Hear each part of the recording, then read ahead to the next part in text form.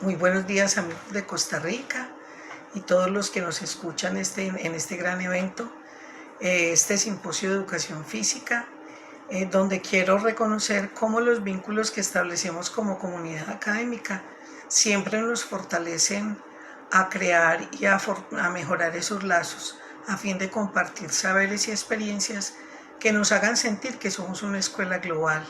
Y hoy más que nunca desde esta realidad, esta nueva realidad que vivimos, nos está enseñando que cualquiera somos todos y por ello vale la pena cuidarnos, porque hoy más que nunca estamos en manos de todos. Quiero entonces sientan que en este rinconcito de Medellín habita una mujer, Patricia Álvarez Zapata, maestra de escuela por muchos años, pero una maestra que se ha fortalecido precisamente en esa experiencia educativa de formación superior en la Universidad de Antioquia, una gran escuela que nos enseña el valor de ponerle alma a la educación. Sientan entonces este rinconcito de Medellín como una pequeña patria de ustedes también, porque los sentimientos y afectos compartidos hoy no nos hacen ajenos. Por eso acepté de manera decidida participar en este gran evento con un tema que para mí se ha convertido en un elemento clave para atender subjetividades escolares y en el mundo de la vida. Las emociones como dimensión emergente han ofrecido un universo de posibilidades para comprender quién es el otro. Quiero entonces ofrecerles el propósito de esta participación, y es compartir experiencias educativas que nos han permitido acercarnos al mundo emocional de niños, jóvenes y familias. Lo haré en 3 momentos. En uno me acercaré a revisiones conceptuales que nos den claridad a un fenómeno que es muy cotidiano, pero que vale la pena entender el rigor que hay detrás de él, la riqueza interactiva que deja esta experiencia, y en un tercer momento, la inserción de esta dimensión en esta nueva realidad o cultura digital a la que nos ha obligado la pandemia. Les comparto entonces de dónde vengo. Cultura Somática es un grupo de investigación adscrito al Instituto Universitario de Educación Física de la Universidad de Antioquia, y por cerca de 27 años de trayectoria, entre otros varios objetos de interés para su estudio, se resaltan 2 grandes líneas centrales como son el contexto escolar y la construcción sociocultural. Y eso nos ha permitido orientar, acompañar elementos conceptuales, metodológicos y procedimentales sobre los usos del cuerpo en el contexto escolar. Una de sus dimensiones es la dimensión sexual, que nos fue acercando al mundo afectivo y sexual de los jóvenes, y muchas han sido las experiencias educativas que nos han permitido entonces entender esta complejidad de la conducta humana. En un inicio digo una dimensión emergente, porque Cultura Somática, en esa tarea de comprender los usos del cuerpo, se dio a la tarea de registrarlos a través de 4 dimensiones fundamentales: salud, expresiones motrices, ideal estético y sexualidad.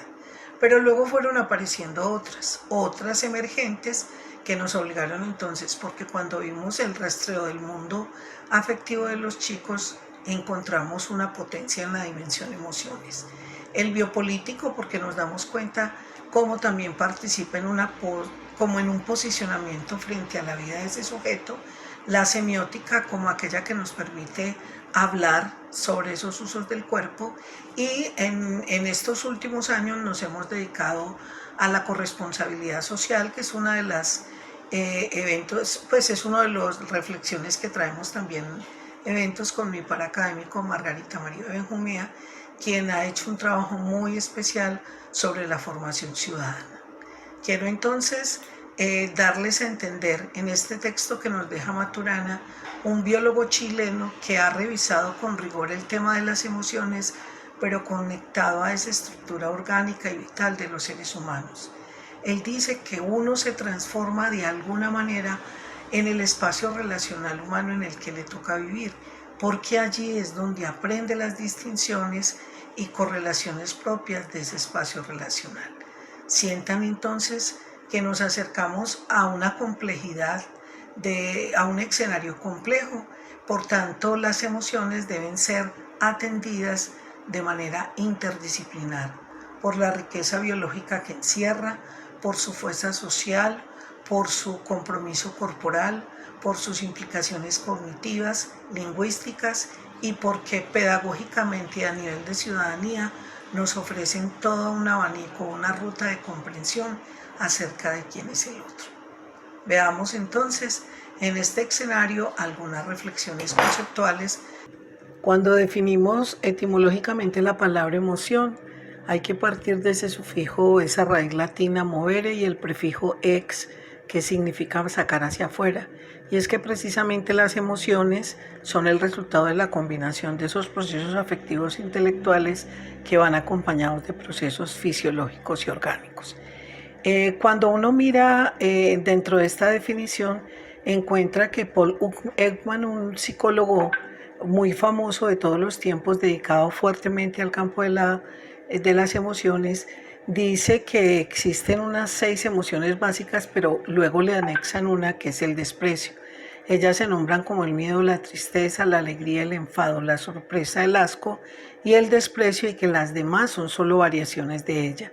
Encontraron que las emociones son señales distintivas universales, con respuestas automáticas breves de duración, con presencia en otros animales y que evocan grandes circuitos neuronales específicos.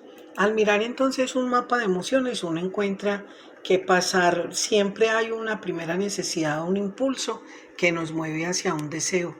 Ese impulso puede ser generador de sensaciones placenteras o displacenteras. Y luego, cuando esas sensaciones ya están asociadas a otros sentimientos mayores, evocan emociones, tristeza, rabia, miedo. Cuando las emociones perduran, se dice que hablamos de estados de ánimo, y generalmente los estados de ánimo se convierten o evocan sentimientos. Por eso es tan importante cuando una emoción placentera es rica porque genera satisfacción, pero cuando, por ejemplo, le damos mucho tiempo a que el dolor, la tensión permanezca, eso se puede traducir en tristeza, miedo, y puede convertirse en un estado anímico de afectación, deprimido. Por eso vale la pena entonces atenderlas y gestionarlas más que controlarlas.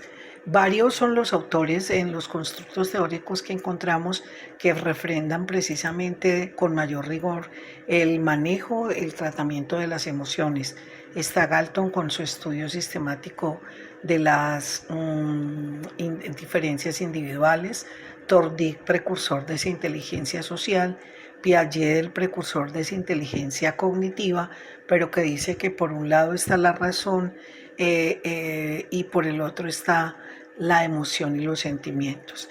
Pero quizás lo que nos permite llegar a un concepto de las emociones es el trabajo de Gardner, de Goleman y de Salovey-Mayer, que convirtieron precisamente la inteligencia emocional en un elemento importante para comprender la conducta humana. Goleman dice, por ejemplo, que es la capacidad de discernir y responder apropiadamente a estados de ánimo, temperamentos, motivaciones y deseos de las demás personas.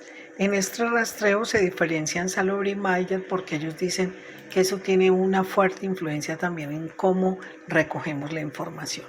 De esta manera, entonces, Gardner dice que en esas inteligencias intrapersonales e interpersonales se construyen a partir de esa capacidad para sentir distinciones entre los demás, en particular contrastes en sus estados de ánimo, en sus motivaciones e intenciones, y que es importante aprender a leerlas en los demás y en uno mismo.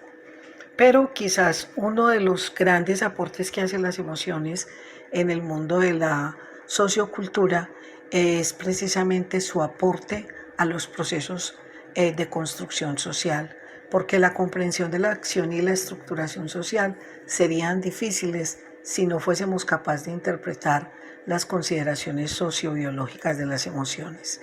Vengo de un origen latino.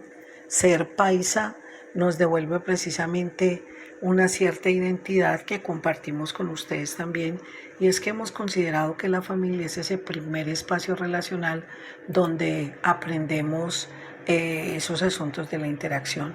Muchas son las redes, entonces, como les decía, que con rigor han atendido el tema, pero quiero entonces ahora dirigirme a lo que les decía ahorita, y es cómo hemos podido insertar esta dimensión dentro de esta cultura digital a la que nos ha convocado o a la que nos ha retado la pandemia. Esto nos hace urgente pensar en condiciones emocionales y afectivas de quien está al otro lado de la pantalla. Es un ser que necesita ser escuchado y a la manera de Van Manen me permito regalarles este texto que hace parte de su reflexión pedagógica. Él dice: cuida de tus palabras, cuida de tus gestos, maestro, porque no alcanzas a imaginar la vulnerabilidad de la que vengo.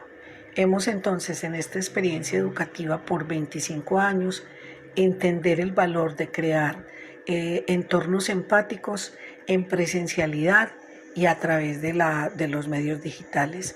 Y esas maneras empáticas hemos lo que hemos llamado liderazgo afectivo, que se ha definido como una estrategia proactiva que permite el desarrollo de competencias socioemocionales interpersonales para atender el logro del aprendizaje significativo de las competencias afectivas y ciudadanas, y nos ha permitido entonces conocer asuntos de la subjetividad escolar, el descubrimiento de sus motivaciones intrínsecas y poder entonces enriquecer esa ruta de fortalecimiento y de florecimiento. Cuando hablamos de florecimiento es entonces darle cabida al aula de experiencias que permitan acercarnos al mundo emocional de jóvenes, pero que en Colombia un elemento importante que nos ha permitido esta ruta es acercarnos a los procesos de reparación de víctimas. Para nadie es ajeno que nuestro país dolorosamente ha cargado una guerra por 50 años y mucho es el dolor que hay que apalabrar. Por tanto, hemos a través de esas experiencias afectivas potenciar capacidades para seguir adelante. En muchos entornos donde hemos trabajado en procesos de paz, fuimos alivianando un poco su dolor para permitir que tomaran conciencia de todas las cosas que aún tenían y que daban sentido. De esta manera, entonces, la tarea que queremos profundamente provocar y generar es sentir que en estas tensiones que hemos enfrentado como maestros en nuestra realidad es poder encontrarnos de otra manera con el sujeto que está detrás de la pantalla. A veces los silencios también comunican, nos encontramos con unos principios que puedan servir de equipaje para que este nuevo apreenseñar, que lo llama un compañero en su doctorado como una educación más hedonista, dé cabida a la improvisación, la curiosidad, el asombro, la sorpresa, lo imprevisto, el valor de la lúdica y hacer del aula una experiencia de aventura. Es posible entonces encontrar experiencias didácticas que nos hagan pensar en aulas más vivas, donde los cuerpos en distancia o en presencialidad vitalicen el aula, o lo que hace un aula viva son esos cuerpos que aumentan su potencia para pensar, decir, sentir y actuar, y gracias a esas diversas formas en que se va afectando se constituye en unas maneras de potenciar el encuentro. Creo entonces que los maestros nos han dado muestra, los maestros de educación física, de su riqueza didáctica pedagógica y su capacidad para usar los medios virtuales en adecuaciones que nos permitan estar más allá. Yo he podido encontrar que en los encuentros sincrónicos y asincrónicos, aquel chico que no habla, que no conversa, pero en espacios más pequeños se arriesga. He podido atravesar entonces los miedos y los temores que le implica verse mirado, y aún así entonces potenciar en ellos el sentido que tiene su participación y su presencia plena, porque eso hace parte de esa tarea que queda pendiente en nosotros, cuidar de nosotros mismos y aprender a cuidar a otros. Es entonces el aporte que quiero hacer a este gran evento con todo el corazón. Muchísimas gracias.